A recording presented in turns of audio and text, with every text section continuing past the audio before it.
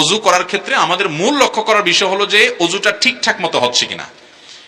অজুর ক্ষেত্রে যতগুলো নির্দেশ সূচক ক্রিয়া হাদিসে আছে, ইন্টারেস্টিং একটা বিষয় বা জানার একটা বিষয় হলো যে প্রায় সবগুলোতে নবী সাল্লাল্লাহু আলাইহি ওয়াসাল্লাম অজুর ক্ষেত্রে বলেছেন আসবিগুল ওযু বা ইসবাগুল ওযু, তার মানে ওযুকে তোমরা খুব ভালো করে সুন্দর করে পরিপূর্ণভাবে করো। বিশেষ করে যে শীতের মৌসুম আসছে, দেখবেন যে খুব তাড়াহুড়া করে ওযু করে অনেকে, আছে না? এই কোনের এখানে শুকনা থেকে যায়, এদিকে শুকনা থেকে যায়, ভালো করে ডলা হয় না, এবং পায়ের গিরা গোড়ালি এগুলো শুকনো থাকে। নবী সাল্লাল্লাহু আলাইহি ওয়াসাল্লাম বলেছেন ওয়াইদুল আকাব মিনান নার, তোমাদের পায়ের গিরা গোড়ালি এগুলোকে জাহান্নামের আগুন থেকে বাঁচাও। এজন্য উত্তম রূপে ওযু করবেন। ওযুর ক্ষেত্রে এটা হলো দেখার বিষয় যে আপনার পুরো ওযুর অঙ্গ ভালো করে ধৌত করছেন কিনা, পরিষ্কার করছেন কিনা, ডলছেন কিনা, সব জায়গায় পানি পৌঁছাচ্ছেন কিনা, আঙুলের চিপা নখের চিপা এগুলোতে পানি পৌঁছাচ্ছেন কিনা।